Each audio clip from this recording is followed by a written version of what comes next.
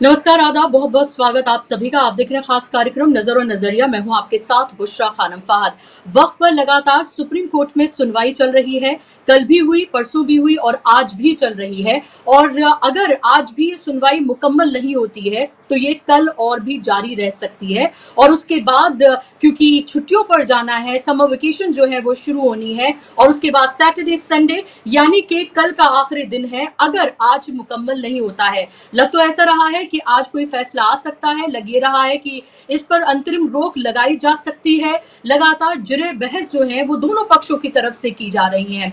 आपने देखा कि कल तुषार मेहता की तरफ से तमाम दलीलों को रखा गया, सरकारी पक्ष को रखा गया, तमाम बातें रखी गई और उसके बाद आज भी सुबह उनको मौका दिया गया और आज भी उन्होंने अपनी बातों को रखा। और अब मुस्लिम पक्ष के जो वकील हैं वो अपनी बातों को पेश कर रहे हैं, वो अपनी दलीलों को रख रहे हैं और लगातार जो बातें तुषार मेहता की तरफ से की गई हैं उन सब का रिबटल वो पेश कर रहे हैं। खासतौर पर एक बात जिसको लेकर सबसे ज्यादा डिस्कशन हुआ है, जिस पर तुषार मेहता को ये लग रहा है, सरकारी पक्ष को ये लग रहा है कि इसकी बिना पर ही इस कानून पर जो रोक की तरफ जाता हुआ नजर आ रहा है उसको रोका जा सकता है। वो ये उन्होंने ये कहने की कहा सीधे तौर पर कि वक्फ जो है वो हिस्सा तो है इस्लाम का, लेकिन ये एसेंशियल पार्ट नहीं है, यानी कि जरूरी हिस्सा नहीं है। बिल्कुल वैसे ही आपको याद होगा बाबरी मस्जिद के दौरान जब ये कहा गया था कि मस्जिद इस्लाम का एसेंशियल हिस्सा नहीं है, या फिर दाढ़ी को ये कह देना कि वो जरूरी हिस्सा नहीं है।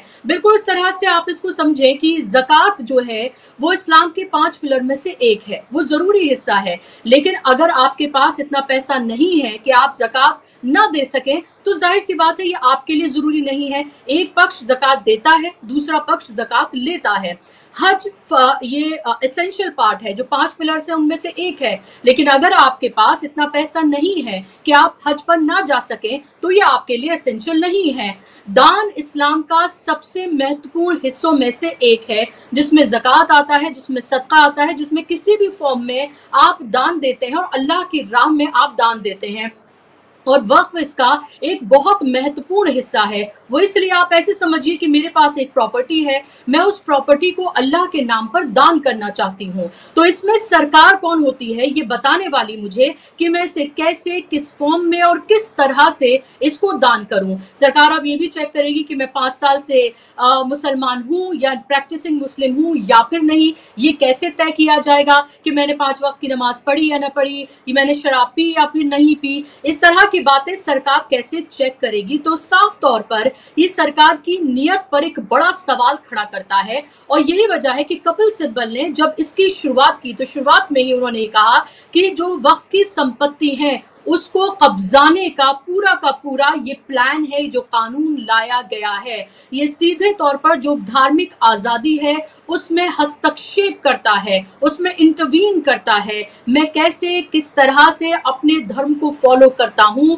या करती हूं ये सरकार नहीं बता सकती है। तीसरी बात, डीएम को जिस तरह से पूरे तरीके से अथक एक तरह से पावर दी गई है, उन्होंने ये कहा कि डीएम जो है जिला मजिस्ट्रेट वो सरकारी पक्ष रखेगा। अब जाहिर सी बात है कि अगर सरकार की तरफ से वो नियुक्त किया गया है तो वो उसी तरह के फैसले देंगे जो सरकार चाहेगी। और इसके अलावा एक और महत्वपूर्ण बात कि जो वक्फ बोर्ड या वक्फ काउंसिल में जो नॉन मुस्लिम की एंट्री, यानी कि मेजॉरिटी में नॉन मुस्लिम होंगे, ये बात जो इस बिल में कही गई है उसको लेकर भी यहाँ पर रिबटल ये पेश किए गए कि क्या वक्फ के अलावा, चाहे हम हिंदू ट्रस्ट की बात करें, मंदिरों की हम बात करें, या फिर गुरुद्वारा प्रबंधनों की कमेटियों की बात करें, या क्रिश्चियन जो है या उनकी हम बात करते हैं, क्या वहां सब जगहों पर भी आप इन तमाम चीजों को अलाउ करेंगे? ये सवाल लगातार पेश किए जा रहे हैं। क्लॉज बाय क्लॉज बहस जो है वो हो रही है और अपनी बातों को रखा जा रहा है दोनों ही पक्षों की तरफ से। लेकिन ये साफ तौर पर लग रहा है कि धुरी की तरह एक ही चीज पर एसजी तुषार मेहता इस पूरे मामले को घुमाते हुए नजर आ रहे हैं। इसमें SC ST का भी पक्ष लाया गया है और इसके साथ साथ जो मुस्लिम पक्ष है उनके वकील जिस तरह से अपनी बातों को रख रहे हैं वो बहुत मजबूती से अपनी बातों को रख रहे हैं। इसमें मैं आपको ये भी बता दूं कि चैलेंज जो दिया गया है इस पूरे कानून को वो इसकी संवैधानिक वैधता पर दिया गया है, यानी कि कॉन्स्टिट्यूशनली ये कानून सही मापदंडों पर खरा नहीं उतरता है, ये चैलेंज किया गया है, ये असंवैधानिक है। और कोर्ट ने भी ये कहा कि ये कानून जो है वो बनाया गया है लोकतंत्र, एक तरह से लोकसभा राज्यसभा से इसको पास किया गया है, इसको राष्ट्रपति की इस पर मोहर लगी है, ये कानून बन गया है। और इसके बाद हम इस पर किसी तरह की वो टिप्पणी नहीं करेंगे, बल्कि हम ये देखेंगे कि ये संवैधानिक तौर पर ये खरा उतरता है या फिर नहीं उतरता है। एसडी तुषार मेहता ने ये भी कहा कि हमने इस पर एक जेपीसी गठन की, उसकी 36 मीटिंग हुई, आपने देखा कि उन 36 मीटिंग में क्या कुछ हुआ, वो सब आपके सामने है। उन्होंने ये कहा कि 97 लाख लोगों से उन्होंने राब्ता कायम किया और उसके बाद उसमें आपत्तियां और इसको लेकर सुझाव उनसे लिए। तो ये बताने की कोशिश कर रहे हैं कि ऐसे ही हमने आनंद फानन में कानून नहीं बनाया है, बल्कि गहन पड़ताल और चिंतन के बाद ये कानून बनाया गया है। अभी भी इसको लेकर मैं आपको बता दूं कि सुनवाई लगातार जारी है, 4 बजे तक का वक्त है और लग रहा है कि किसी भी मिनट इसको लेकर या तो कोई फैसला या फिर अगर इसे कल तक पे टाला जाता है तो उसको लेकर अभी कोई बात जो है वो कोर्ट से सामने निकल कर आ सकती है। लेकिन इसके अब तक ये पूरा कानून कहां तक पहुंचा है, सुप्रीम कोर्ट में जो सुनवाई हो रही है वो कहां जाती हुई नजर आ रही है, इस कानून की मंशा क्या है, मुसलमानों के लिए कितना घातक साबित हो सकता है, क्या मुसलमानों की संपत्तियों को हड़पने के लिए कानून बनाया गया है, क्या हर गली नुक्कड़ पर एक डिस्प्यूट क्रिएट किया जाए और उसके बाद भारतीय जनता पार्टी अपनी सरकारी रोटियां कम्युनल एक तरह से एक विवाद खड़ा करके इस पर सेके, क्या ये सबकी उसी की ये मंशा है? क्योंकि हमें पता है 11.5 साल में मुसलमानों के लिए और मुसलमानों के प्रति इस सरकार ने क्या कुछ किया है वो आप सबके सामने है। आज इसी पर हम चर्चा करेंगे, इसी पर बात करेंगे। मेरे साथ बेहद खास मेहमानों का पैनल जुड़ गया है जिनका तारुफ मैं आपसे कराना चाहूंगी। स्क्रीन पर आप मेहमानों को ले आए। 2 खास मेहमान फिलहाल मेरे साथ हैं और 2 और मेहमान मेरे साथ जल्द ही जुड़ेंगे। प्रोफेसर निजामुद्दीन अहमद सिद्दीकी साहब मेरे साथ जुड़ गए हैं। प्रोफेसर है लॉ के, जिंदल यूनिवर्सिटी में वो प्रोफेसर रहे हैं। इन तमाम मामलों में उनकी गहन न सिर्फ पड़ताल है, स्टडीज हैं उनकी, लेकिन इस पर मुखरता से वो अपनी बातों को रखते रहे हैं। प्रोफेसर निजामुद्दीन, बहुत बहुत स्वागत, इस्तकबाल आपका कार्यक्रम में। और मेरे साथ डॉक्टर सुनीलम जुड़ गए हैं, पॉलिटिकल एनालिस्ट हैं, सोशल एक्टिविस्ट हैं और लगातार इन बातों पे मुखरता से अपनी बात को रखते रहे हैं। शाहिद अली, सुप्रीम कोर्ट के एडवोकेट, अब से कुछ ही देर में मेरे साथ जुड़ेंगे और यूसुफ अंसारी, सीनियर जर्नलिस्ट, अभी से कुछ देर में मेरे साथ जुड़ने वाले हैं। शुरुआत प्रोफेसर निजामुद्दीन जी मैं आपके साथ करना चाहूंगी कि अभी तक जो जुड़े बहस हुई है वो आपने देखी है, आपने कानून की को भी बहुत अच्छे से पढ़ा और देखा है। आपकी पहली प्रतिक्रिया, फर्स्ट कमेंट ऑन दिस। देखिए, एक तो बहुत शुक्रिया इस बहस में बुलाने के लिए। एक तो बहुत अच्छी बात जो हुई है, जो बहुत पॉजिटिव डेवलपमेंट है, वो ये है कि सुप्रीम कोर्ट ने इसको इमीडिएटली सुनने के लिए सुप्रीम कोर्ट राजी हो गई। ये एक बड़ी जीत है। ये इशू कपिल सिब्बल साहब ने उठाया और इसको कोर्ट के सामने पुटअप किया और प्रीवियस सीजीआई ने उसको लिया। उसके बाद जो नए सीजीआई हैं उन्होंने इसको बहुत ही, जिसको कहते हैं, बहुत ही पॉजिटिव सेंस में लिया। तो which I think is a very very good development. उन्होंने एक पूरा दिन दे दिया, आज का दिन दिया, कल भी सुना था, तो ये बहुत पॉजिटिव चीज़ है। दूसरी चीज़ ये कि जिस तरीके से बहस हो रही है, देखने से ही समझ में आता है कि बड़ी इंटरेस्टिंग बहस हो रही है, बड़ी तीखी बहस हो रही है। प्रोविजन बाय प्रोविजन जो आपने हाईलाइट किया कि प्रोविजन बाय प्रोविजन बहस हो रही है और बहुत इंटरेस्टिंग चीज़ें सामने आ रही हैं। जैसे आज की जो बहस है उसमें ज़्यादातर जो फोकस था वो गवर्नमेंट इंटरफेरेंस का था कि गवर्नमेंट इंटरफेरेंस के बाद या फिर नोटिफिकेशन के बाद एक वक्फ प्रॉपर्टी नहीं रहती है तो क्या ये चीज़ जायज़ है या नहीं है, ये होना चाहिए या नहीं होना चाहिए कॉन्स्टिट्यूशनली। और दूसरा जो आपने हाईलाइट किया कि क्या वक्फ रिलीजन का पार्ट है या नहीं, एसेंशियल प्रैक्टिस ऑफ रिलीजन है या नहीं। एक चीज़ और मैं हाईलाइट कर दूं जो आपने मेंशन भी किया था कि it is challenged on the basis of unconstitutionality. आपके व्यूअर्स को ये I think I should explain कि कोई भी लॉ जब आप पास करते हैं तो उसका प्रिजम्पशन ये होता है कि वो वैलिड है क्योंकि उसको लेजिस्लेचर ने पास किया।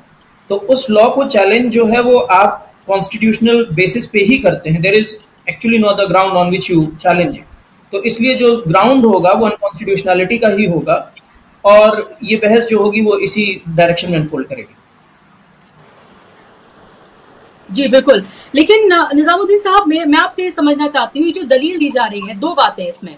एक तो ये कहा गया है कि देखिए रजिस्ट्रेशन जो है वो 2013 के बाद से शुरू हुआ।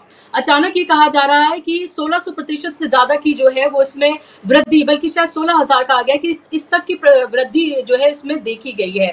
तो एक तो ये बात ये बताना कि लगातार जो वक्फ की प्रॉपर्टीज हैं वो बढ़ रही हैं, यानी कि आप ये कहना चाह रहे हैं कि भू माफियाओं का अड्डा बन चुका है और ये किसी भी जमीन पर अपना कब्जा कर लेते हैं और इसको वक्फ बता देते हैं। यही एक तरह की धारणा जो है लोगों में पैदा की जा रही है। दूसरी बात ये जो कहा जा रहा है कि एसेंशियल हिस्सा नहीं है, क्या मैंने जो बात रखी क्या आप उससे अग्री करते हैं कि भाई ऐसे तो ज़कात भी जरूरी हिस्सा है, दाढ़ी भी एक तरह से जरूरी हिस्सा है या हज भी जरूरी हिस्सा है, लेकिन अगर आप ऐसा नहीं कर सकते हैं, आप ज़कात नहीं दे सकते हैं, तो जाहिर सी बात है ये आपके लिए एसेंशियल नहीं है। अगर आप हज नहीं कर सकते हैं तो ये आपके लिए एसेंशियल नहीं है। क्या वक्फ भी उसी कैटेगरी में आता है? वाला कि भाई एकदम से रजिस्ट्रेशन बढ़ रहे हैं आफ्टर 2013। देखिए इसमें बड़ी इंटरेस्टिंग बात यह है कि वक्फ बोर्ड का काफी इन्वॉल्वमेंट था रजिस्ट्रेशन में, टू आइडेंटिफिकेशन ऑफ प्रॉपर्टी। जो वामसी पोर्टल है गवर्नमेंट का, उसमें वक्फ बोर्ड का काफी इन्वॉल्वमेंट है कि भाई वो आइडेंटिफाई करे और उसको जिसको कहते हैं लिस्टिंग हो उसकी, और या फिर रजिस्ट्रेशन हो एट द फर्स्ट इंस्टेंस। तो जैसा कपिल सिब्बल साहब ने भी आज आर्ग्यू किया कोर्ट में कि ये इसमें जो बहुत सारी गलतियां हैं वो स्टेट गवर्नमेंट्स की हैं। स्टेट वक्फ बोर्ड जो हैं उनका इसमें काफ़ी हद तक नॉन रिस्पॉन्स जो है वो एक बहुत बड़ी रीज़न है। और ये जो आप रजिस्ट्रेशन कह रहे हैं 2013, तो ये इट्स लाइक 1954 से लेके आज तक रजिस्ट्रेशंस नहीं हो रहे हैं, आइडेंटिफिकेशंस नहीं हो रहे हैं। और अगर आइडेंटिफिकेशन हो रहे हैं and then you are saying कि एकदम से राइज है, सो ये अपने आप में प्रॉब्लमेटिक चीज़ है। दूसरी चीज़ ये है कि रजिस्ट्रेशन जो है वो क्यों नहीं हो रहे हैं, क्योंकि द प्रोसेस इज कॉम्प्लिकेटेड।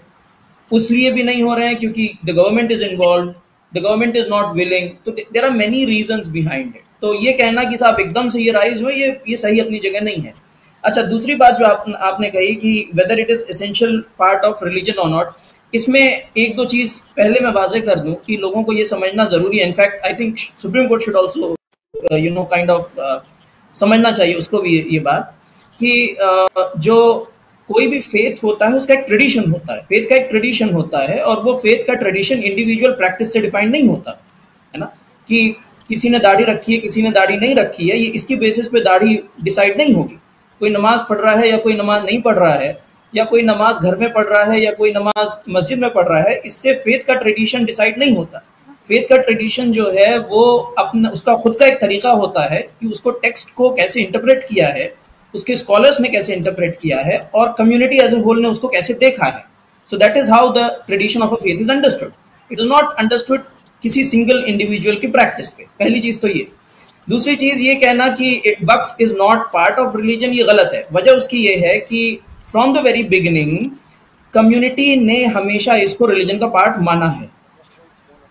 जैसा मुझे याद आता है कि जब हिजाब का मैटर चल रहा था और and I was trying to follow it कि भाई क्या है, और उसमें भी यही बात हुई थी कि हिजाब is not mention in Quran, ये वर्ड मेंशन नहीं है कुरान में। तो मैंने अपने एक आलिम दोस्त से पूछा कि साहब इसका क्या जस्टिफिकेशन है, आप क्या इसमें इजमा मिलेगा? तो उन्होंने कहा देखिए ऐसा है निज़ाम भाई कि इजमा उस चीज़ पे होता है, इजमा इस्लामिक लॉ में कहते हैं consensus of the scholars. Islamic scholar जिस चीज़ पे सारे के सारे अग्री करते हैं। तो उन्होंने कहा देखिए निज़ाम भाई, हिजाब एक ऐसा इशू है जिस पे कभी डिस्प्यूट हुआ ही नहीं, और क्योंकि ये कभी डिस्प्यूट हुआ ही नहीं तो इसको कभी डिस्कस ही नहीं किया गया इस सेंस में, because it is part of the tradition of the entire community का ट्रेडिशन है, ये हमेशा उसको माना गया उस तरीके से। सिमिलर केस यहाँ पे है कि आपको ट्रेडिशन ऑफ कम्युनिटी देखना पड़ेगा, पहली चीज। दूसरी चीज ये कि अब हम टेक्स्ट पे आए तो कुरान जो है वो वक्फ को इन द फॉर्म ऑफ सदका आइडेंटिफाई करता है। सुप्रीम कोर्ट में उसको लोगों ने आर्ग्यू किया है, ठीक है। सूरह आल इमरान की आयत नंबर 92 है, सूरह अनफाल है, तो ये एक चीज़ है। दूसरी चीज़ ये है कि प्रॉफिट मोहम्मद सल्लल्लाहु अलैहि वसल्लम की एक हदीस है जो हज़रत उमर से निकलती है, से रिपोर्टेड है, जिसको भी कोर्ट में उन्होंने आर्ग्यू किया है, अपने आर्ग्यूमेंट में यूज़ किया है, जहाँ पे प्रॉफिट मोहम्मद सल्लल्लाहु अलैहि वसल्लम ने हज़रत उमर से को डायरेक्ट किया था कि आपकी जो प्रॉपर्टी है वो आप पब्लिक चैरिटी में दे सकते हैं, and he did it exactly that way. तो वो जो है वो हदीस बुखारी शरीफ में रिकॉर्डेड है। एक चीज जो अभी जब हम बात कर रहे हैं तो ये कहा जा रहा है कि after prophet migrated he ordered his companion to decide orchard bags. तो उन्होंने मतलब जो वहां से माइग्रेट हुए तो उसके बारे में उन्होंने प्रॉफिट ने ये डिसाइड करने के लिए अपने कंपेनियन को कहा। तो यहाँ पर जो आप कह रहे हैं कि इट्स अ पार्ट ऑफ ज़कात, ये भी यहाँ पर मेंशन किया जा रहा है। और ये मैं पढ़ रही हूँ जो अभी पूरी पॉइंट टू पॉइंट जो बात जो है सुप्रीम कोर्ट में जो रखी जा रही है, तो इस सब का जिक्र यहाँ पर किया जा रहा है। और ये भी कहा जा रहा है कि I have read entire Quran how it's essential religious practice. Waqf is Arabic word to hold, and the moment Muslim this property, it becomes God's. यानी कि जो कपिल सिब्बल ने भी कहा था प्रोफेसर निजामुद्दीन के once a waqf always a waqf, यानी कि एक बार आपने दान दे दिया किसी चीज को तो वो अब वो अल्लाह की राह में दे दी गई, यानी कि अब उस पर कोई आगे जुरह बहस जो है वो नहीं की जा सकती, उस पर डिस्प्यूट नहीं क्रिएट किया जा सकता। क्या मैं सही कह रही हूँ? यही कहा जा रहा है। बिल्कुल सही है। देखिए बुशरा, इसमें एक चीज और है जो बड़ी इंटरेस्टिंग है, वो जो कोर्ट में नहीं आई एक्चुअली, और जो आनी चाहिए थी, और वो ये थी कि जब हम लोग मुस्लिम लॉ पढ़ते हैं अपना कॉलेजेस में भी, तो इंडिया में जो जिस तरीके से इस्लामिक लॉ मुस्लिम लॉ पढ़ाया जाता है उसमें बताया जाता है कि Quran is one of the sources, hadith is the other source, and then the third source is the ijma. Now court में इजमा वाला आर्गुमेंट नहीं आया है, आई डोंट नो व्हाई नहीं आया, बट इजमा भी इस पे मिलेगा आपको। ये जो हदीस बुखारी शरीफ की है, यही हदीस आपको तिरमिजी में मिलेगी। इट इज रिकॉर्डेड इन सही तिरमिजी, जामे अल तिरमिजी, और वहां पे उस हदीस के बाद एक नोट है बाय द स्कॉलर, जिन्होंने जो इमाम अल तिरमिजी का नोट है, और उनका ये कहना है, and I can read that for you. उनका ये कहना है कि the scholars from among the companions of the profit and others acted upon this hadith, which means to give property in charity or waqf. We do not know of any disagreement among the earlier scholars concerning the permissibility of endowing land and other things, which is waqf. So there is no difference of opinion among scholars. अगर आप इसको इजमा के sense में भी देखें तो, और ये कंसेंसस आज का नहीं है, ये उस वक्त का कंसेंसस है of the very earlier scholars. तो एक चीज तो ये है जो बिल्कुल क्लियरली स्टैब्लिश करती है कि साहब ये प्राइमरी सोर्सेज से निकलती है चीज। अब दूसरी चीज ये है कि that's the reason why I said कि आपको फेथ का ट्रेडिशन समझना पड़ेगा। इस्लाम की हिस्ट्री ये है कि इस्लाम जब आया तो उस वक्त तरह तरह की प्रैक्टिसेस सोसाइटी में थी, and Islam as a faith, as a tradition, उसने उन प्रैक्टिसेस को फिल्टर किया। तो अरब सोसाइटी में वक्त देने की एक प्रैक्टिस थी already, they used to give it, है ना। Now what the prophet was, he said this is part of religion, the religion wants you to continue with it, है ना। तो ये एक चीज है। दूसरी चीज ये है कि कुरान में और अहादीस में ये बहुत क्लियरली एस्टैब्लिश किया गया है कि प्रॉपर्टी को अल्लाह के नाम पे दिया जा सकता है। जैसे मैंने आपको सूरह अनफाल, I can also tell you the verse number, जो आयत है इसकी, सूरह अनफाल वर्स नंबर 8, जो बहुत क्लियरली कहती है कि आप प्रॉपर्टी को अल्लाह के नाम पे दे सकते हैं। और फिर उसके बाद आपको अहादीस मिलेंगी जो ये कहती हैं कि अल्लाह के नाम पे जिस प्रॉपर्टी को दे दिया गया, आप उसको यूज नहीं कर सकते, you can not use it. तो ये जो कपिल सिब्बल साहब का जो आर्गुमेंट है कि waqf is always a waqf, that is the basis of it, क्योंकि उस प्रॉपर्टी को आपने जब अल्लाह को दे दिया तो आप ना उसको बेच सकते हैं, ना गिफ्ट कर सकते हैं, ना ही किसी को जिसको कहते हैं आप सेल कर सकते हैं, ठीक है। तो जब आप वो नहीं कर सकते और वो प्रॉपर्टी की ओनरशिप अल्लाह के पास है, पजेस आप उसको कर सकते हैं, आपका पोजेशन हो सकता है, आप उससे बेनिफिट उठा सकते हैं।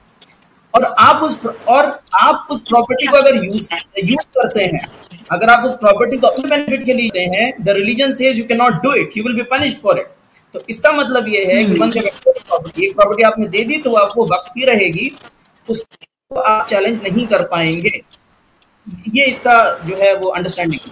बिल्कुल, आपके पास मैं लौट रही हूँ और सुनीलम जी आपके पास मैं आ रही हूँ, लेकिन उससे पहले एक क्विक कमेंट मैं यूसुफ साहब से लेना चाहूंगी। यूसुफ साहब, कल भी हमने इस पर बात की थी और अभी भी आप ये देखिए कि लगातार इसको पॉइंट टू पॉइंट इस पर बहस जो है क्रॉस बाय क्रॉस चल रही है। जो मैंने अभी निजामुद्दीन साहब से भी जो कहा कि जो जिसके इर्द गिर्द घुमाने की कोशिश की जा रही है वो ये कि एसेंशियल पार्ट नहीं, जरूरी हिस्सा नहीं है। वक्फ बाय यूजर जो है वो फंडामेंटल राइट में नहीं आता है, ये भी कहा गया है। तीसरी बात ये कहा गया है कि अनाप शनाप तरीके से जो प्रॉपर्टीज हैं वो बड़ी हैं। ये मेंशन किया गया है और उसमें बाकायदा तौर पर लिस्ट दी गई है हर स्टेट की लिस्ट दी गई है। हालांकि उसमें गुजरात और उत्तराखंड की जो लिस्ट है उसमें 0 है, क्योंकि वहां रजिस्टर नहीं किया गया। तो क्या ये कह दिया जाए कि वहां पर कोई वक्फ की प्रॉपर्टी ही नहीं है? तो जब रजिस्ट्रेशन ही अभी शुरू हुआ है तो जाहिर सी बात है, पोर्टल पर जब रजिस्ट्रेशन की लिस्ट आएगी तो आप देखेंगे कि उसमें एक तरह से वृद्धि हुई है, लोगों को पता चलेगा ओ इतनी प्रॉपर्टीज हैं सामने। ये पूरा केस किस तरफ जाता हुआ आप देख रहे हैं और सरकार की मंशा आपको इसमें क्या लग रही है? क्योंकि फिलहाल जो बहस हो रही है वो अंतरिम रोक के लिए हो रही है। फिर मुझे लगता है कि शायद कानून पर और तफसीली बहस शायद इसके बाद और हो, लेकिन फिलहाल शायद अंतरिम रोक के लिए इसको बातचीत चल रही है। नहीं, ये बात सही है कि फिलहाल जो बातचीत चल रही है वो अंतरिम रोक के लिए ही चल रही है, क्योंकि जस्टिस खन्ना जब रिटायर होने लास्ट सुनवाई जस्टिस खन्ना ने की थी तो उन्होंने कहा था कि इस पर अंतरिम आदेश देने से पहले व्यापक सुनवाई की जरूरत है और हर पहलू को सुना जाना चाहिए। वो काम जस्टिस जो मौजूदा चीफ जस्टिस हैं GR गवई और जस्टिस अगस्टिन जॉर्ज मसीह, उनकी खंडपीठ सुन रही है, लगातार तीसरा दिन आज सुनवाई चल रहा है, ये उसी प्रोसेस का हिस्सा है।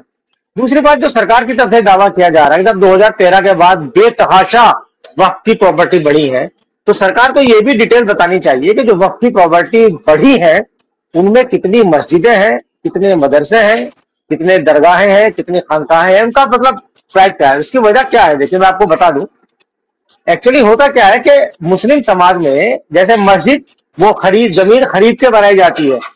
कई बार ऐसा होता है कि कुछ साहिब हैसियत लोग होते हैं, कोई नई आबादी बसी, मान लीजिए शहर का जब विस्तार होता है तो शहर के आसपास दूर दराज के गांव से कुछ लोग आके रुक जाते हैं। जब वहां आके रहेंगे तो उनको नमाज पढ़ने के लिए मस्जिद भी चाहिए और मुर्दे दफन करने के लिए कब्रिस्तान भी चाहिए।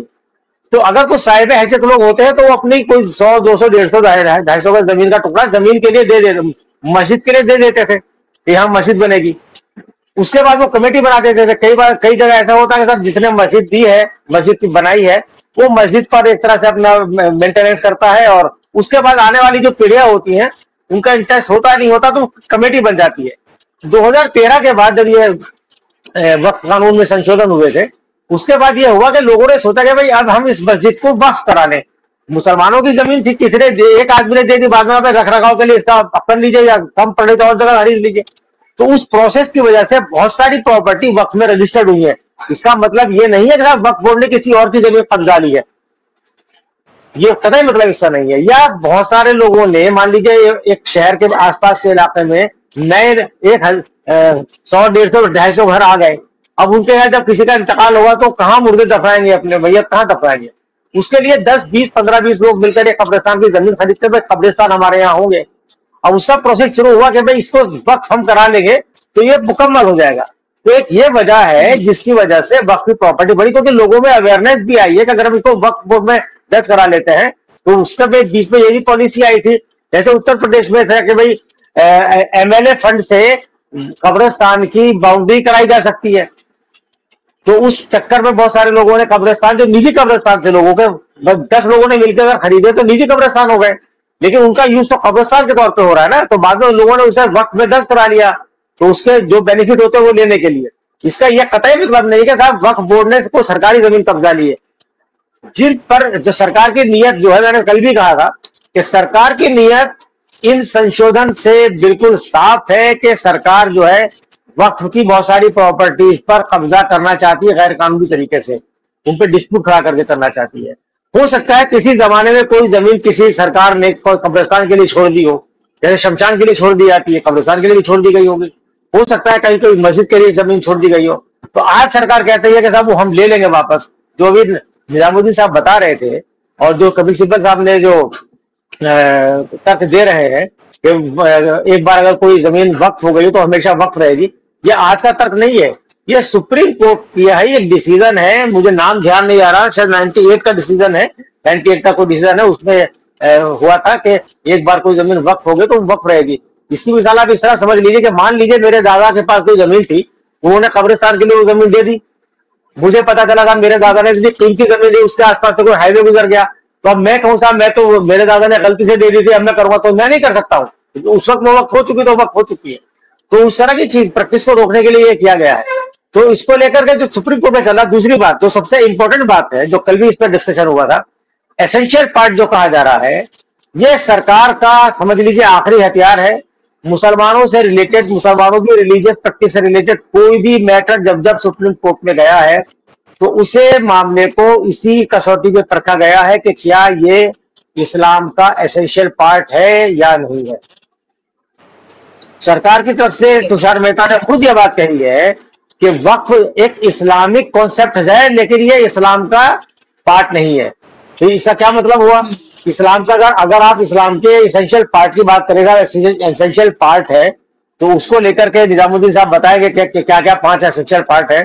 तो जो 5 चीजें हैं जिसके अंदर कोई चेंज नहीं हो सकता है, तो उसके बाद तो फिर सारी चीजें अपनी मर्जी से और अपने संस्कृति से या प्रैक्टिस से इवॉल्व हो रही है, तो सबको आप बंद करा देंगे क्या? मंशा क्या है ये बात कहने की? तो ये चीजें सरकार को ऐसा लग रहा है कि भाई इसमें उसका पक्ष कमजोर है, तो उन्हें कोई ऐसा एक नुक्ता चाहिए जिस नुक्ते की वजह, जिस नुक्ते के आधार पे वो इस पूरे दो चीजें हैं। एक तो जो सुप्रीम कोर्ट में सुनवाई चल रही है, एक लीगल बहस जो चल रही है, वो जो एक अलग मसला है। सरकार का जो ब्रॉडर मकसद इसका पीछे है वो एक नैरेटिव खड़ा करना, मुसलमानों को का डेमोनाइजेशन करना और मुसलमानों के खिलाफ एक नफरत का माहौल जो बना हुआ है उस माहौल को और ज्यादा बनाना। मतलब ये करना कि भाई ये तो ऐसे ही लोग हैं, इन्होंने देखे जमीनें कब्जा रखी, हमारे कब्जा लिए या वक्फ कर दिया। तो ये बात इसीलिए बार बार कही जाती है। तो वो जो बड़ा मकसद है वो वोट बैंक की पॉलिटिक्स है कि ताकि पहले सत्ता में बने रहने के लिए नफरत फैलाई गई और अब सत्ता में आने के लिए फैलाई गई, अब सत्ता में बने रहने के लिए वो काम किया जा रहा है, जो कि बिल्कुल जाहिर है। लेकिन मैं मानता हूं कि ये जो एसेंशियल प्रैक्टिस वाला जो कल नुक्ता लाया गया सरकार की तरफ से, उससे मुस्लिम पक्षों में काफी बेचैनी है और देर रात तक कपिल सिब्बल के यहाँ पर जो जिनकी वो पैरवी कर रहे हैं उनकी मीटिंग चली है और उस पर थोड़ा भाई इसको कैसे हम न्यूट्रलाइज करें, किस तरह से इसका जवाब दिया जाए, तो वो सारी बात उसमें चल रही है।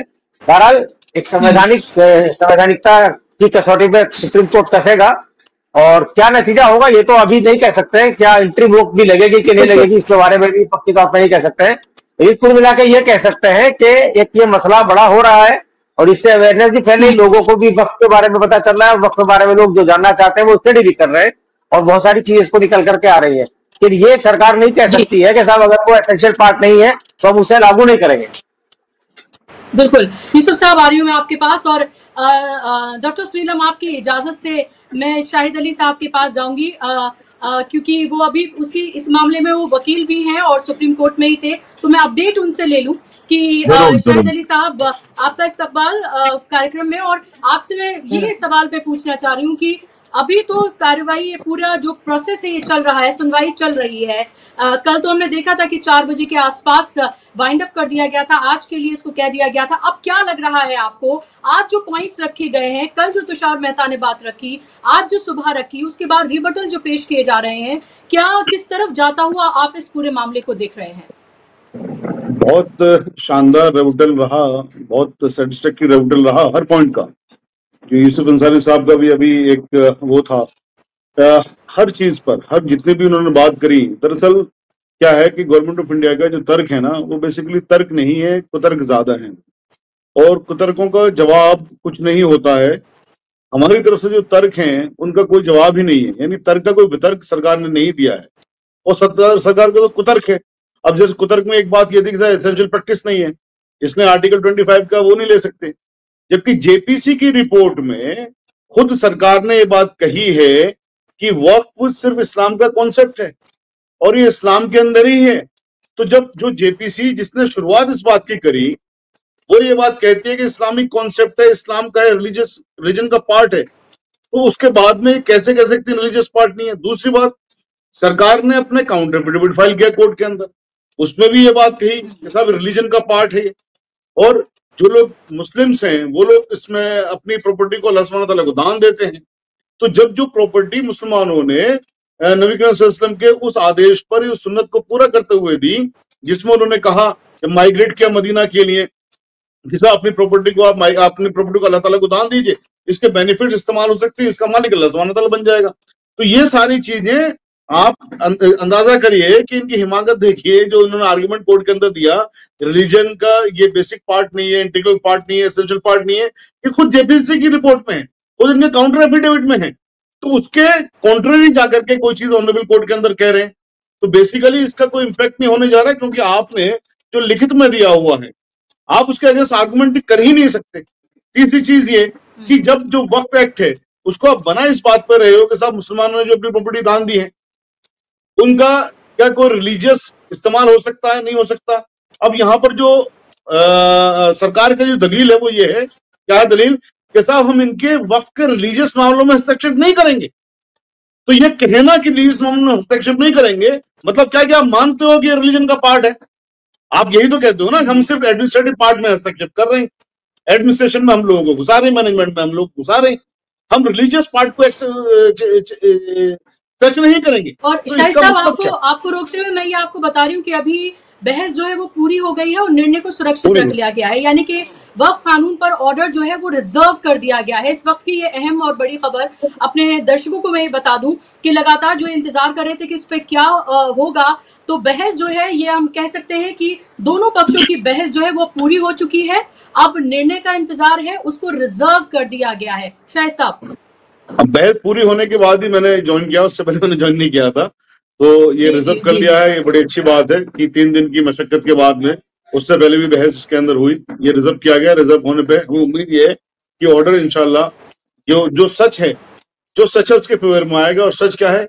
वक्फ एक सच है। तो सरकार खुद मानती है कि साहब वक्फ मुसलमानों की चीज है, सरकार खुद मानती है कि वक्फ मुसलमानों का एक रिलीजियस पार्ट है। तो उसके कॉन्ट्रेरी जाकर के तुषार मेहता साहब का जो आर्गुमेंट है बेसिकली वो एक हास्यास्पद है, वो फार्स है। मतलब आप ये कैसे कह सकते हो? आप तो खुद कह रहे हो कि हम आपके रिलीजियस एस्पेक्ट को टच नहीं करेंगे और वक्फ रिलीजन का पार्ट है। और जो वक्फ जेपीसी जिसको आपने बनाया, आपने कहा कि साहब पूरे देश भर के अंदर घूमी, वो जेपीसी कहती है रिलीजन का पार्ट है। आपने सरकार ने खुद काउंटर एफिडेविट में किया रिलीजन का पार्ट है। तो इस तरह की कोई बहस कर लेना कि रिलीजन का पार्ट नहीं, ये वन एस्पेक्ट हो गया। दूसरा एस्पेक्ट क्या है कि कुरान करीम के अंदर बहुत सारी आयतें हैं जिसमें कहा गया है कि अपनी प्रॉपर्टी को आप अल्लाह की सुब्हान तआला की उसमें दान करिए, अपनी प्रॉपर्टी को अल्लाह सुब्हान तआला को गिफ्ट करिए। तो ये जो चैरिटी है सूरह अल बकरा में भी कहा गया है। तो तमाम चीजें ऑनरेबल सुप्रीम कोर्ट के सामने लाई गई कि साहब ये जो चीजें हैं ये कुरान का कॉन्सेप्ट है। कुरान के कॉन्सेप्ट के बाद में कुरान क्या बेसिकली कोड है, पूरा एक कानून है। उसका जो प्रोसीजर है, प्रोसीजर नबी मोहम्मद सल्लल्लाहु अलैहि वसल्लम की सुन्नत है, उसका प्रोसीजर है। जैसे हमारे पास होता है, मिसाल के लिए मैं देश के लोगों के लिए बता दूं, हमारे पास आईपीसी है या बीएनएस है। आईपीसी एक कानून है, लेकिन जो प्रोसीजर है वो सीआरपीसी के अंदर है कि वो कानून कैसे इंप्लीमेंट होगा, उसके तरीकेकारी क्या होगी। या जैसे तो कानून एक एस्पेक्ट है, रूल दूसरा एस्पेक्ट है। तो कानून कुरान है, उसके जो रूल्स हैं वो नबी सल्लल्लाहु अलैहि वसल्लम की सुन्नतें हैं, प्रॉफिट की सुन्नतें हैं कि उन्होंने किस तरह से उसको करके दिखाया। तो जो चैरिटी कुरान कहता है कि चैरिटी करिए, वो कैसे की जाएगी वो प्रॉफिट मोहम्मद सल्लल्लाहु अलैहि वसल्लम ने बताया तरीका। तो दोनों मिलकर के तो कानून बन गया ना। तो उसके बाद आप कहते हो कि साहब रिलीजन का पार्ट नहीं है, इंटीग्रल पार्ट नहीं है। क्या मजाक की बात करते हैं ये लोग, समझ में नहीं आता कि आप इस हद तक जा रहे हो। आप इस हद तक जा रहे हो, आप कह रहे हो साहब क्योंकि आर्टिकल 25 से डायरेक्टली हिट होता है आपका ये कानून, तो आपने कहा जी उसको एक काम करते हैं, हम किसी जगह जीत नहीं पा रहे, इसको हम यहाँ पर अटैक करते हैं कि साहब ये रिलीजन का पार्ट नहीं है। तो बेसिकली आफ्टर थॉट थी ये, not based on any evidence, सिर्फ ये हवाओं की बात थी। और हवाओं की बात का बहुत अच्छा तर्क ऑनरेबल सुप्रीम कोर्ट के अंदर दिया गया है। कल मेरे पास रात को का फोन भी आया, बहुत फिक्रमंद थे, तो मैंने इनसे कहा कि आप आश्वस्त रहिए, हमारी अच्छी तैयारियां हैं, ऐसी बात नहीं है, कल इंशाल्लाह इसका बेहतरीन जवाब दिया जाएगा। अल्हम्दुलिल्लाह आज वो जवाब उसमें अंदर दे दिया गया है। अब जो चीजें तमाम आई हैं, जो चीजें तमाम आई हैं, उससे मैं आपको एक बात बता रहा हूँ, यहाँ से आश्वस्त मैं कर रहा हूँ आपको। देखिए जुडिशरी का काम है डिसाइड करना, ठीक है, लेकिन जो आर्गुमेंट्स हैं, जो तर्क और वितर्क हैं, तो तर्कों का जवाब तो वितर्क हो सकता है। तो यहाँ पर हमारे तर्क का कोई वितर्क यानी कोई जवाब नहीं दिया गया सरकार की तरफ से। सरकार के कुतर्क हैं, कुतर्कों का कोई जवाब नहीं होता, कुतर्कों की कोई टेस्ट भी नहीं होता, कुतर्क हवा में होते। तो इसलिए आप यकीन रखिए, मैं देश के लिए कहना चाहता हूँ, देश यकीन रखे, दुनिया यकीन रखे कि इंशाल्लाह जीत सच की होगी। और सच क्या है कि वक्फ इंटीग्रल पार्ट है। ये जो अमेंडमेंट है इसके जरिए article 25, article 26, article 29, article 14, article 15 को इन्होंने वायलेट करने की कोशिश की है, जो किसी भी तरह जुडिशरी बर्दाश्त नहीं करेगी, ऐसा हमें यकीन। एक क्विक क्वेश्चन शाहिद साहब, लोगों को ये डर है कि जिस तरह से बाबरी मस्जिद के वक्त जो मस्जिदों को लेकर कहा गया था कि वो एसेंशियल पार्ट नहीं है, हिजाब के मामले में भी इस तरह की बात कही गई थी, दाढ़ी के मामले में भी एक केस था उसमें ये बात कही गई थी। लोगों को ये डर है कि क्या यही मामला वक्फ के केस में भी हो सकता है, और अगर हुआ तो क्या फैसला उधर जा सकता है? देखिए, मैंने जैसे बताया, वक्फ इंटीग्रल पार्ट है, एसेंशियल पार्ट है, ये बात साबित कर दी। दूसरी बात, राजीव धवन साहब ने एक बहुत अच्छा आर्गुमेंट दिया।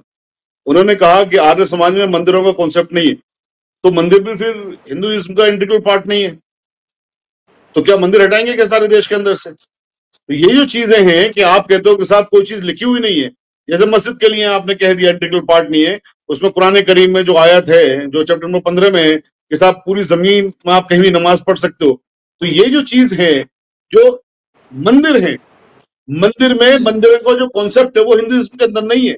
राजीव धवन साहब ने ऑनरेबल सुप्रीम कोर्ट में ओपन कोर्ट में ये बात कही है कि आर्य समाज के अंदर इसका कॉन्सेप्ट ही नहीं है मंदिरों का, तो क्या मंदिर इंटीग्रल पार्ट नहीं हो गए हिंदुइज्म के? अगर वो मंदिर हिंदुइज्म के इंटीग्रल पार्ट हैं, डिस्पाइट द फैक्ट कि वेदास में नहीं है, डिस्पाइट द फैक्ट कि हिंदुइज्म में नहीं है, तो फिर ये मस्जिदों के लिए, वक्फ के लिए आप जो इस तरह की चीजें करते हो, क्या मतलब रह जाता है इन चीजों का? तो ऐसी बहुत सारी चीजें हैं, एक दो चीजें नहीं है कि इंटीग्रल पार्ट के लिए, जैसे मैंने बताया, कोड, रूल्स, यानी कि कानून और उसका प्रोसीजर।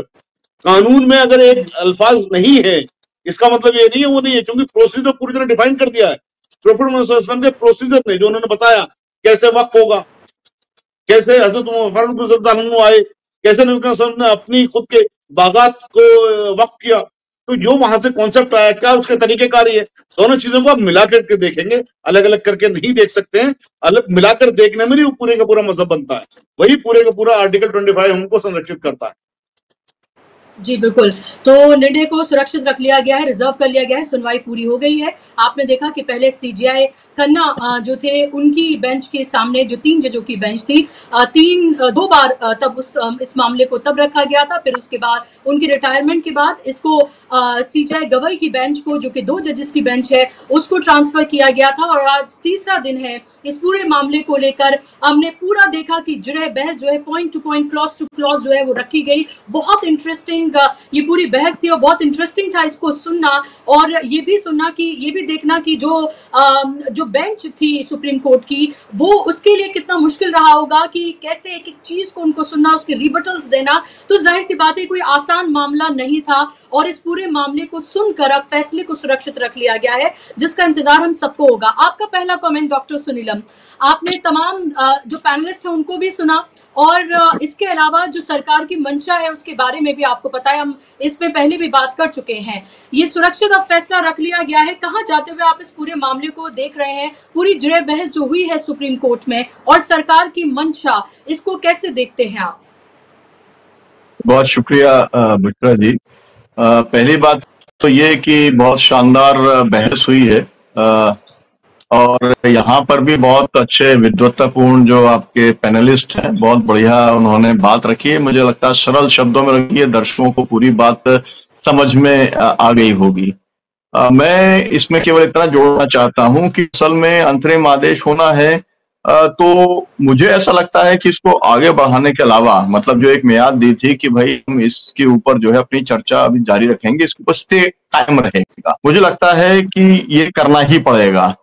क्योंकि अगर ये नहीं करते हैं और इसे अगर वो उसको स्टे को समाप्त कर देते हैं, तो फिर पूरे देश के अंदर जो लोगों ने ये तैयारी की हुई है, जिन लोगों की ये पूरी तरीके से मंशा है कि तमाम सारे तरीकों से तमाम सारी ऐसी प्रॉपर्टीज को डिस्प्यूट के अंदर लाना है, और डिस्प्यूट में लाने के बाद में लोकलाइज्ड तरीके से उसको ध्रुवीकरण करने का काम करना है, जो एकमात्र एजेंडा है भारतीय जनता पार्टी का या मोदी जी की सरकार का, वो काम तो कल से चालू हो जाएगा अगर वो स्टे खत्म हो जाता है।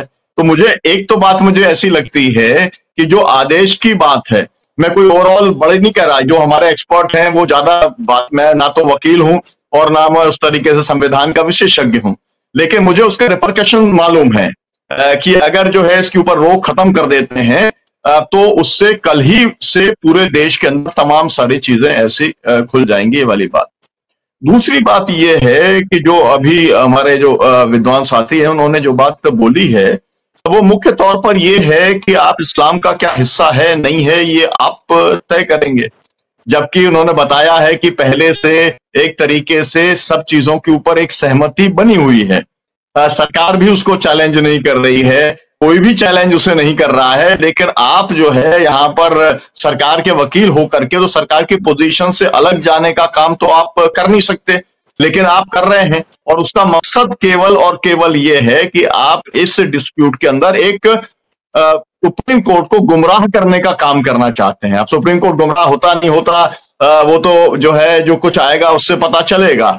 मुझे लगता नहीं है कि इतना आसान है सुप्रीम कोर्ट को गुमराह करना, क्योंकि ये वाली बात तो जिसे कहते हैं कि जैसे सूर्य और चंद्रमा की तरह से एकदम साफ है कि ये एक इस्लाम का ये अनिवार्य हिस्सा है और इसके अंदर कोई डिस्प्यूट नहीं हो सकता। लेकिन उन्होंने जो है एक तरीके से सूरज को दिया दिखाने की कोशिश की है जो झूठ है। तीसरी बात मैं ये कहना चाहता हूं कि असल में जो पूरा का पूरा आधार जिस आधार पे दिया गया, हम लोग देखिए किसान आंदोलन में काम करते हैं। जब 3 किसान विरोधी कानून आए तो हमने सबसे पहला सवाल किया कि कौन से किसान आपके पास आए थे जिन्होंने कहा था कि ये 3 किसानों की जरूरत है। तो अब सवाल ये है कि आपके पास में जिस देश के कौन से मुसलमान ऐसे आए थे या जो वक्फ की प्रॉपर्टी के किसी डिस्प्यूट से भी मान लीजिए प्रभावित हो, कौन से ऐसे लोग आए थे जिन्होंने कहा कि ये संशोधन करना बहुत जरूरी है। तो आपकी कोई एक मांग तो आई नहीं, आपने अपनी तरफ से आपने ये काम किया। फिर आप ये कह रहे हैं कि 3 गुना बढ़ गई, तो यहां पर तो एकदम साफ है कि 3 गुना बढ़ने का मतलब क्या हुआ? मतलब ये है कि अगर एक वक्फ की प्रॉपर्टी है, एक मस्जिद है, एक कब्रिस्तान है और एक ईदगाह है, तो पहले तीनों एक साथ थे, बाद में तीनों अलग हो गए, मतलब अलग अलग उसका रजिस्ट्रेशन हो गया, तो वो 3 गुना हो गया। मतलब ये तो बहुत मजाक की बात होगी ना। आखिरकार ये भी आपको बताना तो मतलब आप गुमराह करने का काम कर रहे हैं। और फिर ये एक और बात ये कि जो 97 लाख का जो फिगर है ये किधर से आ गया है? और ये फिगर की जो है मेरा तो कहना ये है कि भाई जो पत्रकार मित्र लोग हैं, भाई एक एक जगह का ले लो ना आप और फिर उन लोगों से जाकर के बात करें। फिर ये भी मैं कहना चाहता हूं कि भाई संख्या से ही अगर तय होगा, क्योंकि ये भी एक बात हुआ है, इस सुप्रीम कोर्ट ने ऐसे भी फैसले दिए जिसमें उन्होंने कहा है कि भाई जो जिस तरीके की लोगों की आम राय है उसके हिसाब से तय होगा। तो भाई अगर हालत है जो कि सीधा सीधा बाबरी वाला जो पूरा का पूरा मामला था, उसके अंदर तो मतलब उन्होंने मान ही लिया था कि अपराध घटित हुआ है और लोगों ने अपराध किया है, तो उन्हें सजा देने की बजाय क्योंकि आपने एक तरीके से कहा कि ओपिनियन का सवाल है, तो भाई ओपिनियन के लिए आप फ्री हैंड दे दो, आप 7 दिन का समय तय कर लो और फिर ये तय कर ले कि भाई कितने इस देश के अंदर जो लोग वक्फ का प्रॉपर्टीज का इस्तेमाल करने हैं, है ना, 5 साल वाला तो कोई कैटेगरी कोई लगा नहीं सकता है। अगर वो जो लोग हैं उनके बीच में एक रायशुमारी करा लो तो उससे आपको पता चल जाएगा। तो मेरा कहने का मतलब है कि झूठ का आधार है, असल में झूठ जो है वो इस सरकार का आधार है, जो झूठ के ऊपर ये सरकार चल रही है और पूरा का पूरा जो भी नैरेटिव खड़ा करते हैं वो पूरा का पूरा झूठ के आधार पर कर रहे हैं। और जो यहाँ पर पूरी सुप्रीम कोर्ट के अंदर बहस हुई है तो उन्होंने उस झूठ को जो है, चाहे कपिल सिब्बल साहब हो चाहे जो दूसरे सभी वकील साहब रहे, उन्होंने उसको तार तार करने का काम पूरी तरीके से कर दिया है।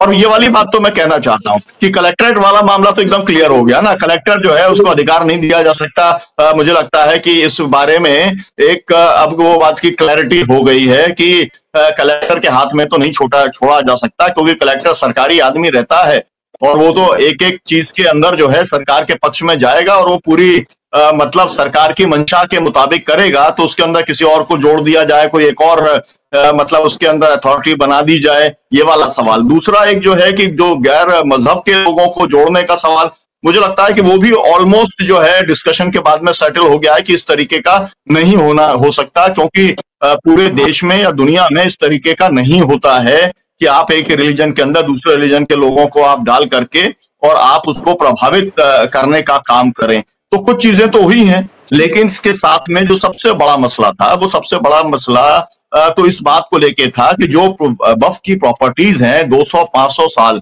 पुरानी, और ये जो अभी आखिरी में जो बात आई, आज की जो पूरी बहस चल रही थी उसके अंदर आखिरी में जो है तमिलनाडु की सरकार की तरफ से जो आए वकील साहबान, उन्होंने जो खड़ा किया कि भाई इस्लाम कितना पुराना है। अब इस्लाम जितना पुराना है या भारत के अंदर जब इस्लाम आया है ना, मतलब वो भी खैर लोग डिस्प्यूट करते हैं, लेकिन केरल के माध्यम से आया, जहां से भी आया, तो फिर उस समय से जो वक्फ की प्रॉपर्टीज हैं उनका कौन लिखत पढ़त करने का काम करेगा, उसकी रजिस्ट्री को कौन चेक करने का काम करेगा, वो कैसे होगा। मैं इसके आगे एक और बात कहना चाहता हूं, वो इसके साथ में बात बहुत ज्यादा ये है गंभीर, इस देश के गांव के अंदर जो हालत वक्फ प्रॉपर्टीज के अंदर है, उसी तरीके से गांव के अंदर जो लोग मकान बना करके रह रहे हैं ना, किसी के पास कोई रजिस्ट्री नहीं है, किसी के पास कोई लिखत पढ़त भी नहीं है। अब सरकार ने वहां पर भी चालू कर दिया है, ये पूरे देश के अंदर चालू कर दिया है कि भाई अब आपको जो है रजिस्ट्री करके दिया जाएगा, आपका मालिकाना हक दिया जाएगा। अब वो उससे इतने भयंकर विवाद पैदा हो रहे हैं एक एक गांव के अंदर, क्योंकि कोई गांव जो है 200 साल पहले बसा है, कोई 500 साल पहले बसा हुआ है, और वहां पर कोई लिखत पढ़त तो उसकी है नहीं, और कोई ऐसा डॉक्यूमेंट नहीं है जिसके आधार पे आप करो। तो ये कुल मिला करके देखिए, मेरा तो हम इस बात को स्पष्ट तौर पे मानते हैं, इनका मसला जमीनों को कब्जाने का मामला है।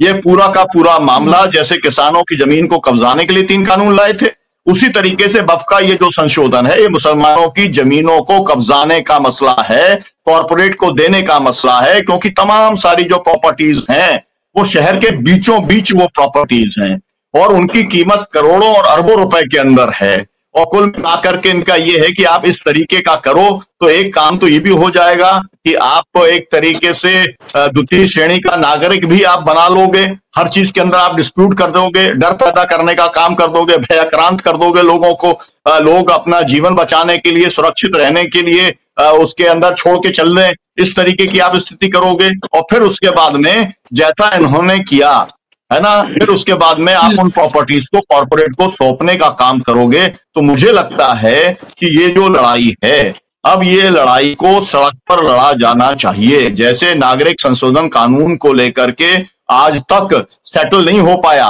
कोर्ट के अंदर आज भी वो चल रहा है, तो वो तो बहुत पुराना कानून है ना, तो ये तो अभी नया आया था। मेरा कहना ये है, मैं तो अपनी तरफ से भी ये मेरी समझ ये कहती है कि जिस तरीके से सीए एनआरसी के अंदर हुआ था, मैं अकेला एकमात्र ऐसा देश के अंदर मेरा समूह था जो मैं 50 शाहीन बाग के अंदर पूरे देश के अंदर गया था, और मैंने वहां पर देखा था कि बुर्के वाले महिलाएं 5,000, 10,000, 20,000 महिलाएं रात के 12-12 बजे भी वहां पे नारे जो है बाबा साहब अम्बेडकर के लगते थे, और वहां पर जो है संविधान हाथ में लेकर के लोग उस लड़ाई को लड़ने का काम कर रहे थे। मुझे लगता है कि उसी रास्ते पर उतरना पड़ेगा, है ना। ये लोगों को लगता है कि भाई आप यहीं पे फरियाद लोगे और यहाँ पर मामला हो जाएगा, तो ये गलतफहमी है।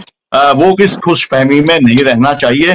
लोगों को सड़क पर उतर करके अपना अधिकार लेना पड़ेगा, अपनी जमीनों को बचाना पड़ेगा।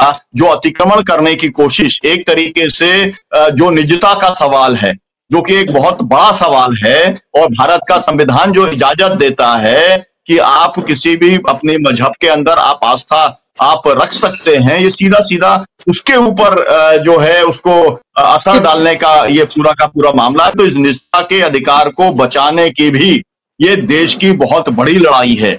और मैं बाकी सबके लोगों से भी कहना चाहता हूं कि अगर आपने इस लड़ाई को नहीं समझा, अभी निष्ठा के अंदर अगर आपने इस लड़ाई को जाने दिया, से निकल जाने दिया, तो आज केवल मामला मुसलमानों का है, कल सिखों का होगा, फिर जैनियों का होगा, फिर एक के बाद एक सबका नंबर आने वाला है। क्योंकि ये जो पूरा सोच है फासिस्ट सोच है, और ये फासिस्ट सोच ये है कि आप अपने तरीके से पूरे देश को हाँकना चाहते हो, सभी समाज के लोगों को, सभी धर्म के लोगों को आप हाँकना चाहते हो। मुझे लगता है इसकी इजाजत नहीं दी जानी चाहिए। तो सुप्रीम कोर्ट में तो चलेगा, लेकिन जनता को अपना काम करना चाहिए। जी बिल्कुल, बहुत महत्वपूर्ण आपने बात कही है।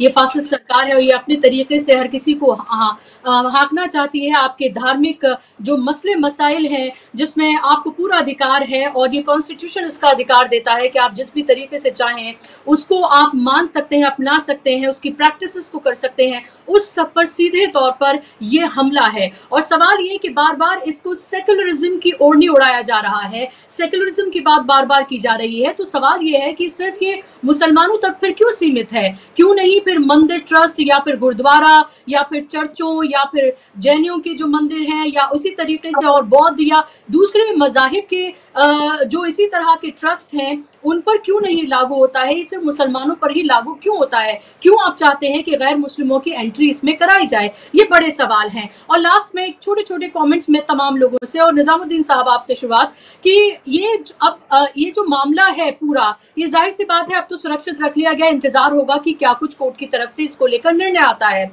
लेकिन जो चीजें कही गई हैं, खासतौर पर यह कहा गया कि 97 लाख लोगों से बातचीत की गई है। सवाल ये उठता है कौन से हैं वो 97 लाख लोग, कहां से आया है ये डेटा? क्योंकि मुझे याद है कि चाहे जमात इस्लामी हिंद हो या इसी तरह की ऑर्गेनाइजेशन मुस्लिम पर्सनल लॉ बोर्ड ने भी एक शायद मुहिम चलाई थी, एक स्कैनर उन्होंने जारी किया था जिसमें लोगों को ये बताना था कि वो इससे अग्री करते हैं, डिसअग्री करते हैं, और करोड़ों लोगों ने उसमें अपना डिसअग्रीमेंट जो है वो जारी किया था। तो ये एक तरह का ये बताना कि हम बहुत डेमोक्रेटिक सेटअप से, बहुत संवैधानिक तरीके से सबको कर रहे हैं, ये भी एक तरह का मुखौटा ही है।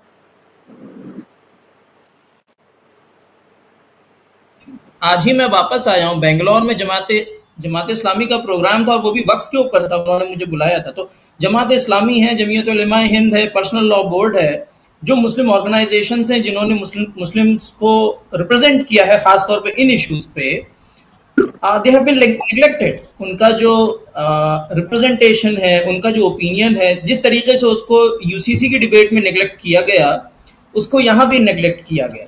तो ये अपने आप में एक बड़ी चीज है। दूसरी चीज ये है कि जो एक बड़ी इंटरेस्टिंग बात जो लॉ की है, जिसको जो आप और पैनलिस्ट ने भी हाईलाइट किया, कि गवर्नमेंट इसको अपने फेवर में कैसे फैसला लेगी ये देखना पड़ेगा, क्योंकि ये बेइंतहा मुश्किल है। क्योंकि जो लॉजिक रहा है लॉ का, वक्फ लॉ का, इसमें बहुत सारी चीजों को उल्टा कर दिया है। जैसे सबसे पहला लॉ जो इंडिया में बना था 1913 में, मुसलमान वक्फ वैलिडेशन एक्ट, वहां पे वर्ड मुसलमान यूज्ड है। 1923 में वक्फ एक्ट है, वहां पे मुसलमान वर्ड यूज्ड है ना। तो वक्फ का मुसलमान होना, मुसलमानों से जुड़ा होना, फंडामेंटली मुसलमानों से जुड़ा होना, ये लॉजिक रहा है, हिस्ट्री का लॉजिक है ये, है ना। ये एक चीज है। आप उस लॉजिक से उल्टा करना चाहते हैं। दूसरी बात ये कि 95 का लॉ जो है वो लिमिटेशन एक्ट को नहीं मानता था। वो कहता था लिमिटेशन एक्ट लगेगा नहीं। आप एकदम से ला रहे हैं कि लिमिटेशन एक्ट लगेगा, तो आप इसको जस्टिफाई कैसे करेंगे? और सुप्रीम कोर्ट ने बिल्कुल वाज़ेह किया है, जैसा शाहिद साहब कह रहे थे कि सुप्रीम कोर्ट ने वाज़ेह किया है कि भाई हम जो है वो 95 लॉ को देखेंगे, वील हैव टू सी कि 95 लॉ जो है उसको आप आज की डेट में चैलेंज नहीं कर सकते, है ना। तो ये तो खैर सुप्रीम कोर्ट का जो एक मामला है। लेकिन सुनीलम साहब ने जो हाईलाइट किया, आई think I agree with him कि ये जो लड़ाई है इसको आपको हर लेवल पे लड़ना पड़ेगा। ये लड़ाई सिर्फ सुप्रीम कोर्ट में जाके लॉ की नहीं है, ये लड़ाई वो भी है जिसको आपको सड़क पे उतरना पड़ेगा। ये लड़ाई ऐसी भी है जिसको आपको नैरेटिव बिल्ड करने के लिए मीडिया डिस्कोर्स करना पड़ेगा, लिटरेचर डेवलप करना, ये इसको you have to do it at different levels, है ना, तभी ये कुछ चीजें होंगी। और ये लड़ाई लंबी लड़ाई है ये क्योंकि सुप्रीम कोर्ट अपना अगर अभी देती भी है, इंटरिम ऑर्डर देती भी है, स्टे ऑर्डर देती भी है, तो फिर भी बहस चलेगी। तो this is going to be a long fight, लंबी लड़ाई होगी और इस पे लोगों को हर लेवल पे जाके इंगेज होना पड़ेगा, तभी इस पे कुछ होगा। जी बिल्कुल। वक्त की कमी है यूसुफ साहब, संक्षेप में आपसे कि जो सीएएनआरसी में जो जोश खरोश हमने देखा, जो लोग सड़कों पे उतरे क्योंकि उनकी नागरिकता की बात थी, हमने ये देखा कि मुहिम चलाई गई अलग अलग जो इस्लामिक ऑर्गेनाइजेशन है उनकी तरफ से, लेकिन वहां पर हमने देखा कि उनके जो इज्तिमा वगैरह होते हैं उसमें जो लोग शामिल होते हैं उसी तरह के लोगों की हमने शुमालियत देखी। हमने ये नहीं देखा जैसे बड़े पैमाने पर सीएएनआरसी में लोग, क्या वक्फ को उस तरह से आम लोगों से नहीं जोड़ पाई हैं ये ऑर्गेनाइजेशंस? क्या उसकी कमी आपको लगती है कि लोग उतने बड़े पैमाने पर सड़कों पे विरोध प्रदर्शन के लिए नहीं उतरे? हाँ, वो एकदम अलग मसला था। उसमें ऐसा सरकार ने ऐसा माहौल बनाया था कि सब हर मुसलमान की नागरिकता खतरे में है, तो उससे एक कॉमन आदमी ने अपना जुड़ाव महसूस किया। और वो एक, जिसे हिंदी में एक शब्द है स्वतः स्फूर्त, मतलब अपने आप एक रिएक्शन हो और लोग अपने आप पहुंचे। मैं गाजियाबाद में रहता हूँ और शाहीन बाग जब चल रहा था तो मैं रोज वहां जाता था देखने के लिए, करीब 25 किलोमीटर मेरे यहाँ से पड़ता है और यहाँ के बहुत सारे लोग जाते हैं, तो ये एक जुड़ाव होता है। उस तरह का जुड़ाव वक्त के साथ नहीं है। क्योंकि हमारी जो तंजीमें हैं, जो तंजीमें इस लड़ाई को सुप्रीम कोर्ट में लड़ रही हैं, उनका भी दामन पाक साफ नहीं है। उन पर तो खुद आरोप है कि साहब वो तो वक्फी जमीनों पे करोड़ों के घोटाले लिए बैठे हैं। लोग सवाल पूछते हैं कि भाई आपके पास ना कोई इंडस्ट्री है, ना आप पे नौकरी करते हैं, ना कोई और कमाई का जरिया, तो आपके पास ये लाखों करोड़ों की प्रॉपर्टी कहां से आ रही है? जाहिर सी बात है, जो लोगों ने वक्फ किया है या लोगों ने अल्लाह नाम में दिया है, वो अल्लाह नाम का आप खा रहे हो, जिसकी मुखालफत, जिसकी मनाही की गई है शरीयत में। कुरान में कहा कि भाई जो यतीमों का, मिस्किनों का माल खाएगा वो अपने पेट में भड़कती हुई आग रख रहा है।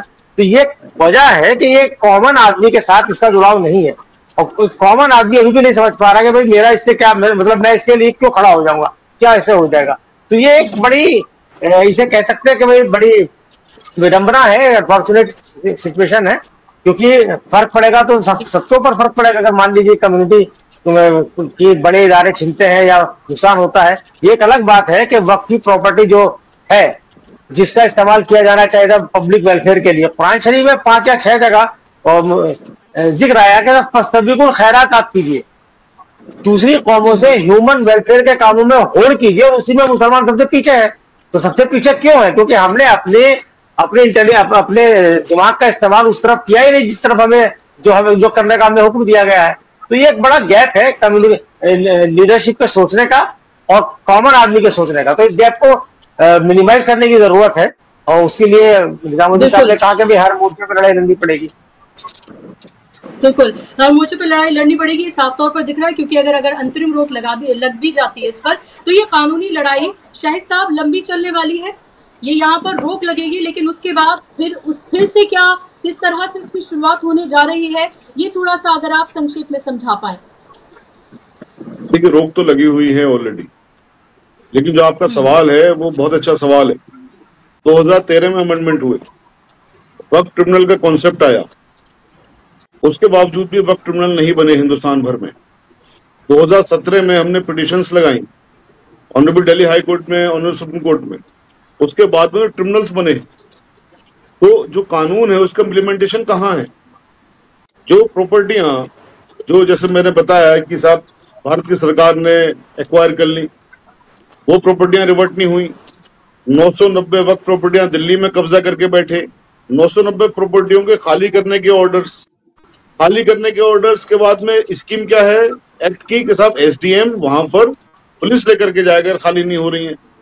आप सोच लीजिए कि ऑनरेबल हाई कोर्ट की डायरेक्शन के बार डायरेक्शंस के बाद जब रेवेन्यू सेक्रेटरी को ऑर्डर कर दिया कि हाई कोर्ट के अंदर पेश हो, तब जाके उन्होंने 10 या 12 प्रॉपर्टी खाली करवाई 990 में से। तो ये जो चीज है कि इसका स्टे हो जाएगा, जब इम्प्लीमेंटेशन बेसिक एक्ट का है ही नहीं, तो हकीकत में वक्त प्रॉपर्टियों का क्या होगा? वो तो लूट ही रही है ना। सरकार का यही तो तर्क है साहब, वक्त प्रॉपर्टियों का फायदा मुसलमानों को नहीं हो रहा है, इसलिए हम इसको लूट लेते हैं। क्यों लूटना चाह रही है सरकार? कि मुसलमानों को फायदा ना हो रहा है, इसलिए हम लूट लेते हैं। हकीकत बात यह है कि जब तक इसका इंतजाम मुसलमानों को नहीं मिलेगा, जब तक ये सरकारी चंगुल से आजाद नहीं होगा, जब तक कोई फायदा नहीं होगा मुसलमानों को इससे। और उसके लिए बड़ा अच्छा सा इंतजाम है, एक लाइन का इंतजाम है कि आप इसका इलेक्शन करवाइए मुसलमानों के जरिए, इसकी बॉडी को मुसलमान चुने, वार्ड लेवल से लेकर के टॉप लेवल तक, जैसे सरदार लोग चुनते हैं गुरुद्वारा प्रबंधक कमेटी के उसमें, तो उसी के तर्ज पे इसका अगर इलेक्शन का हो जाएगा ना, तो फिर क्या होगा, तमाम मुसलमानों को पता हो कि हमारी कौन कौन सी प्रॉपर्टी है। क्योंकि जो लोग इलेक्शन लड़ेंगे वो सब बताएंगे साहब हम बहनों को पेंशन देंगे, हम विधवाओं को पेंशन देंगे, हम जिनका तलाक हो गया उनको पेंशन देंगे, हम बुजुर्गों को पेंशन देंगे, हम फला काम करेंगे, हम मेडिकल कॉलेज बनाएंगे, ये करेंगे। कहां से करेंगे साहब? ये वाली जो वक्फ प्रॉपर्टी है यहां से करेंगे। फिर वो जब इलेक्शन जीत जाएंगे और अगर वो डिलीवर नहीं करेंगे तो लोग पूछेंगे भाई क्या हुआ, तो दूसरा वाला कहेगा हाँ साहब मैं इसको करूंगा। तो जब यहाँ पर कंपटीशन होगा, अकाउंटेबिलिटी आएगी, ट्रांसपेरेंसी आएगी, तब तो फायदा होगा। वरना वक्फ एक्ट बना लीजिए, इसको स्टे करा लीजिए, कुछ भी कर लीजिए, कोई फायदा नहीं होने जा रहा है। हकीकत बात यह है, यहाँ जो स्टे की है जिसमें हम लड़ रहे हैं, इसलिए लड़ रहे हैं कि भाई आप जो मुसलमानों के पास चीज है थोड़ा बहुत फायदा हो जाता है, आप बिल्कुल ही इसको लेना चाहते हो।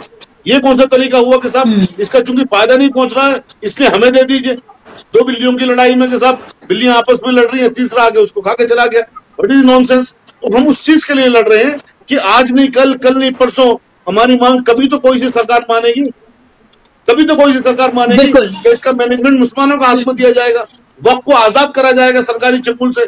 क्या मतलब है बताइए कि सीएम साहब बनाएंगे वक्फ बोर्ड के मेंबर्स को? क्या मतलब है इसका कि साहब एक सोशल एक्टिविस्ट को रख देंगे, एक मौलाना को रख देंगे, 2 उनको रख देंगे आपके मतवल्लियों को? कौन होंगे वो लोग? वो जो सरकार के चाटुकार हैं।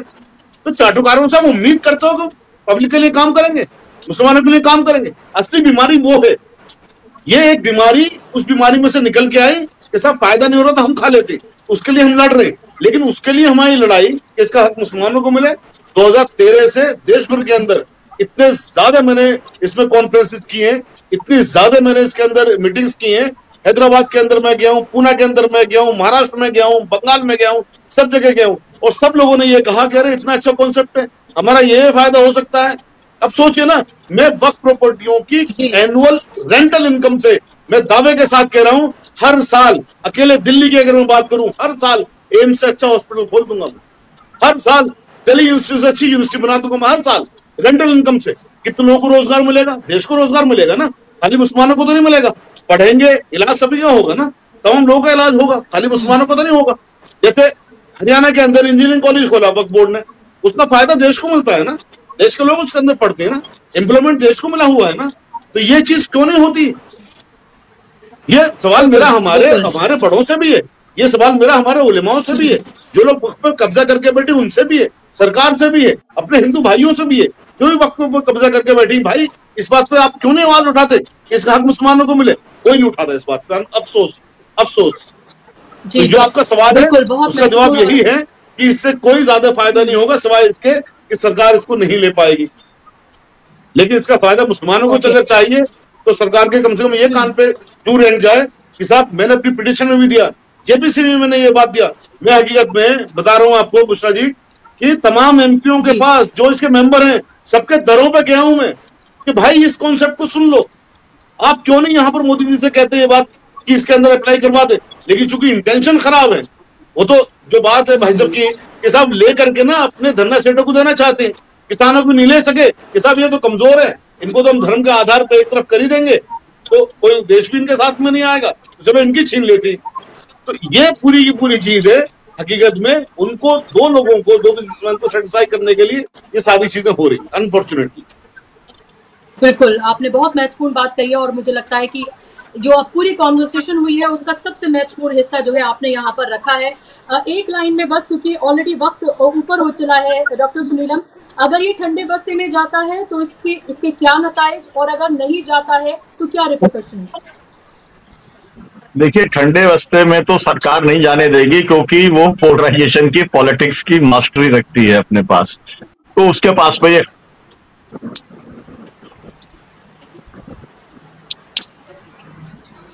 तरीके से सहमत हूँ। जो कंसर्न जो है अभी बताया यूसुफ भाई ने, उसके साथ भी मैं पूरी मेरी सहमति है। लेकिन मेरा कहना यह है, इस इशू को लेकर के जागरूकता पैदा करने की बहुत जरूरत है, और जो लोग इस समय वक्फ की प्रॉपर्टीज मेंटेन कर रहे हैं उनकी जवाबदेही तय करने की जरूरत है। ये बात अलग है, दो अलग अलग लेवल की बात है। सरकार जो जिस तरीके से एनक्रोच करना चाहती है हमारे राइट को, उससे हम सरकार से लड़ेंगे। लेकिन जिन लोगों ने वक्फ की प्रॉपर्टीज पे कब्जा कर रखा है, या जो लोग उसका मिसयूज कर रहे हैं, हम उनसे अंदर से लड़ने का काम करेंगे। तो मुझे लगता है कि हर व्यक्ति की ये दो जिम्मेदारियां हैं। सरकार के से लड़ने में सब लोग एक साथ रहेंगे स्वाभाविक तौर पे, और जब अंदर से लड़ने की बात आएगी तो स्वाभाविक तौर पे जिसका वेस्टेड इंटरेस्ट है ना, वो एक तरफ हो जाएंगे, और आम आवाम जो है, आम जनता जो है, वो दूसरी तरफ हो जाएगी। ठीक है, चलेगा। रिफॉर्म तो अंदर से ही आ सकता है, सुधार तो अंदर से ही हो सकता है। सरकारों के पास में निजी अधिकारों को जो है, निजता को एनक्रोच करने का कोई भी पावर नहीं होना चाहिए। हम पूरी तरीके से इसके खिलाफ। जी बिल्कुल, बहुत बहुत शुक्रिया आप चारों ही मेहमानों का अपना कीमती वक्त देने के लिए, हमारे साथ जुड़ने के लिए और इस महत्वपूर्ण चर्चा का हिस्सा बनने के लिए बहुत बहुत शुक्रिया आप चारों मेहमानों का, और शुक्रिया आप तमाम दर्शकों का भी इस कार्यक्रम का हिस्सा बनने के लिए। नमस्कार।